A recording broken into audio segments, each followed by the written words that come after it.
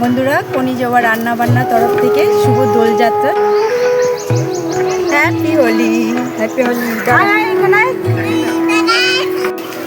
বন্ধুরা, আজকে বসন্ত উৎসব উপলক্ষে মোচা রাজকন্যা করে দেখাবো। নমস্কার বন্ধুরা, আশা করি আপনারা সকলে খুব ভালো দোল উৎসব পালন করেছেন, খুব আনন্দ করেছেন। আমরাও খুব ভালো দোল উৎসব পালন করেছি, বাচ্চাদের সাথে খুব আবির খেলেছি। এখন আমরা ফ্রেশ হয়ে মোচা রাজকন্যাকে সাজাতে চলে এসেছি। চলুন মোচা রাজকন্যাকে সাজাতে কী কী লাগে ভিডিওতে দিয়ে আপনারা শেষ পর্যন্ত পাশে থাকুন। চল মোচাকে সাজিয়ে রাজকন্যা বানাই। বন্ধুরা, মোচা ছাড়ানোটা দেখে নিন। ও খোসা থেকে ছাড়াচ্ছে আর আমি এইভাবে ছাড়িয়ে নিচ্ছি। মোচার ভিতর থেকে এরকম সাদা একটা অংশ বেরোতে, আর একটা এরকম লম্বা মতো একটা শক্ত একটা টানটি আছে, এটা ফেলে দিতে হবে।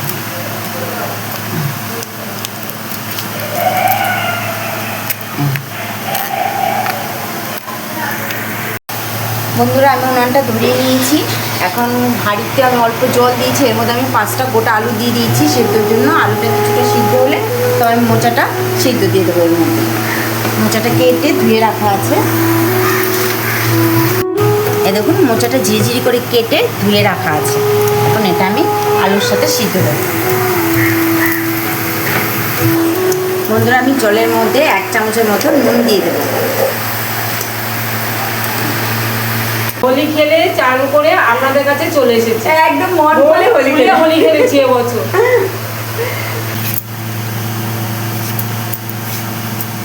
এরকম সাইজ করেই কাটবো।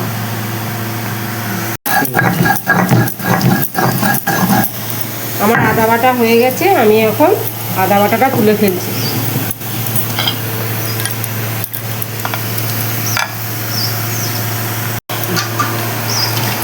আলুটা হাফ বয়েল হয়ে গেছে। এখন এটা আমি মোচাটা কেটে রাখা আছে ওটা দিয়ে দেবো।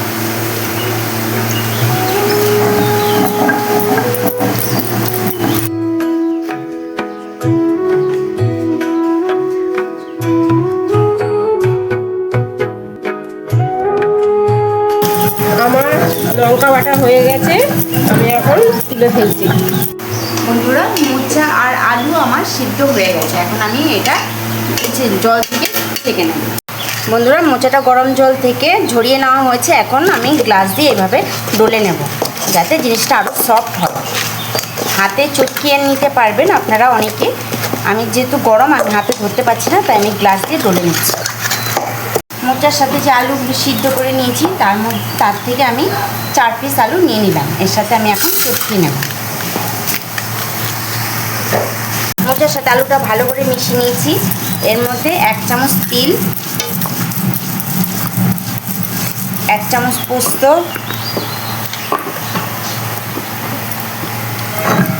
অল্প গরম মশলার গুঁড়ো,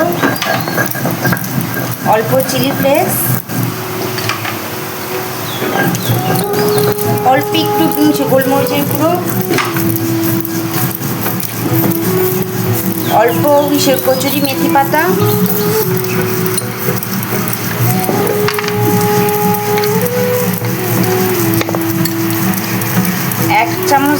দু চামচের মতো বেসন, 1 চামচ আতপ চালের গুঁড়ো। এটা এখন ভালো করে মিশাবো।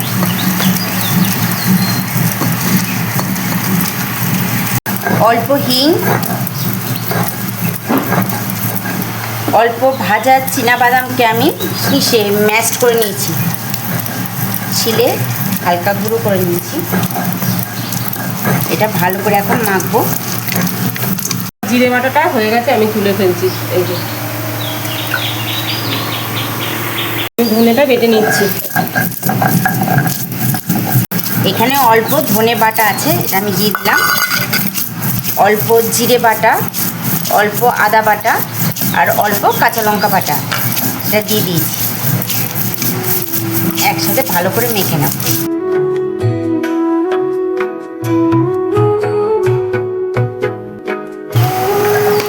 মোচার এটা এইভাবে নিয়ে এরকম ফোল্ড করে মাঝখানটাতে এরকম গর্ত মতো করে এর মধ্যে পনির 1 পিস, 2 পিস কিশমিশ দিয়ে এইভাবে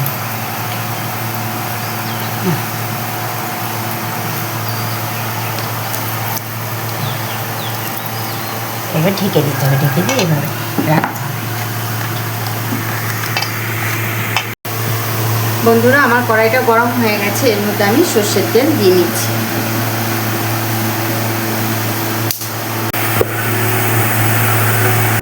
তেলের মধ্যে অল্প একটু নুন দিয়ে নিচ্ছি, ঢেকে তুলে নেবো, একবারই সবগুলো দিয়ে দেবো। পনিরগুলো ভাজা হয়ে গেছে, আমি তুলে নিচ্ছি। বন্ধুরা মোচার রাজকন্যাগুলি তেলে একে একে ভেজে নিচ্ছি। একটু ফাঁকা ফাঁকা করে দেবেন, একটার গায়ে একটা যাতে না লাগে।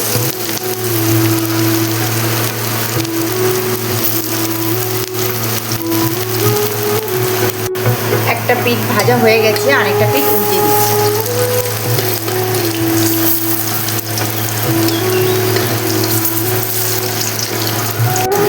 মোচার রাজকন্যাগুলি আমার সব ভাজা হয়ে গেছে, একে একে আমি তুলে দিচ্ছি।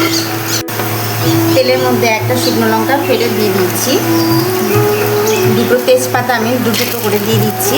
এর মধ্যে আমি এখন গোটা গরম মশলা দেবো, এলাচ, লবঙ্গ, দারচিনি। এলাচ লবঙ্গ দিয়েছি, একটা পাপড়ি দিলাম। এর মধ্যে গোটা জিরে কিছুটা দিয়ে দিচ্ছি। এখন এর মধ্যে কেটে রাখা টুকরো টুকরো আলুগুলো দিয়ে দিচ্ছি। এটা ভালো করে ভেজে নেব, লাল লাল করে ভাজা। বন্ধুরা আমার আলুটা দেখুন ভাজা হয়ে গেছে, এর মধ্যে আমি টমেটো কুচিগুলো দিয়ে দেবো। টমেটো কুচি দিয়ে একটু নেড়ে চেড়ে এর মধ্যে অল্প নুন দিয়ে দেবো, যাতে আলু আর টমেটোর ভিতরে ভালো মতো নুনটা ঢুকে যায়।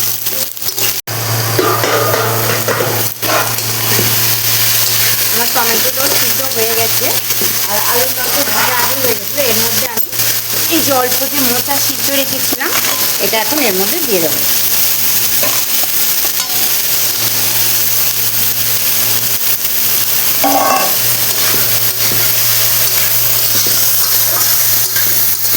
এর মধ্যে অল্প আদা বাটা দিয়েছি, অল্প জিরে বাটা, কাঁচা লঙ্কা বাটা অল্প, আর অল্প ধনে বাটা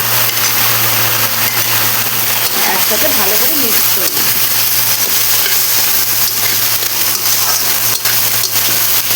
এর মধ্যে অল্প একটু জল অ্যাড করব, মশলাটা ভালো মতো কষানো হয়, মশলাটা যাতে পুড়ে না যায় তার জন্য অল্প জল দেবো।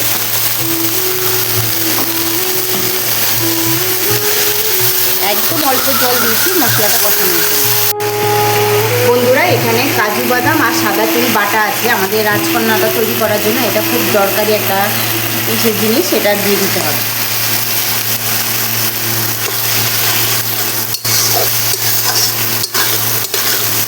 ভালো করে এখন মিশিয়ে নিতে হবে।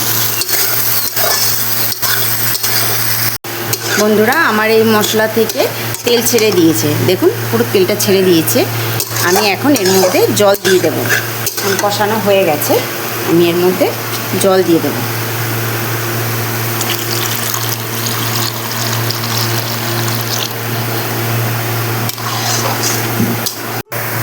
বন্ধুরা আমার এই মোচার রাজকন্যার রেসিপিটি যদি আপনাদের ভালো লেগে থাকে অবশ্যই কমেন্ট করে জানাবেন আর আপনাদের কাছের বন্ধুদের শেয়ার করবেন।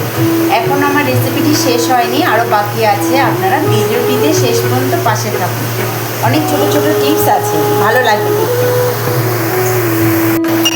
বন্ধুরা এটা হয়ে গেছে, তরকারিটা হয়ে গেছে, আলুও সিদ্ধ হয়ে গেছে।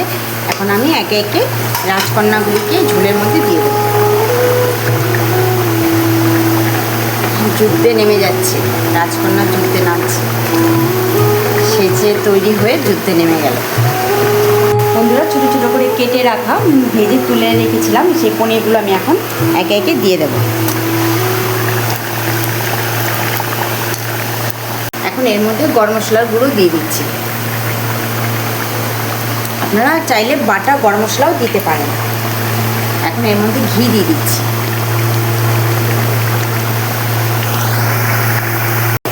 টক দই আর ফ্রেশ ক্রিম একসাথে ফেটানো আছে ওটা দিয়ে দিচ্ছি।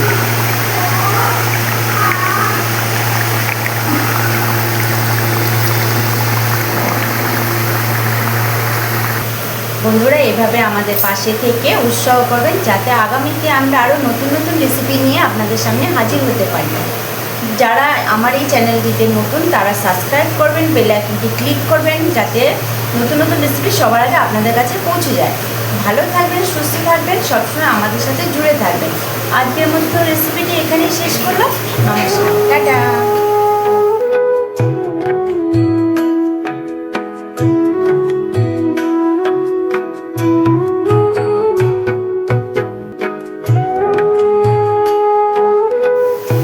মা খেয়ে বলো কেমন হয়েছে মোচার মশা রাজকন্যা। মঞ্জুদি বলো। হ্যাঁ হেভি হয়েছে, হেভি। হেভি, এরকম ধরনের তো করিনি কোনোদিন। তোমরা তো ভালোই করেছো। বন্ধুরা আপনারা তো অনেক ধরনের মোচা রান্না করে খেয়ে দেখেছেন, এভাবে মোচা রাজকন্যা করে একবার ট্রাই করে দেখুন, আশা করি ভালো লাগবে খেতে। একবার বাড়িতে ট্রাই করে দেখতে পারেন। Tata, tata. Bye bye.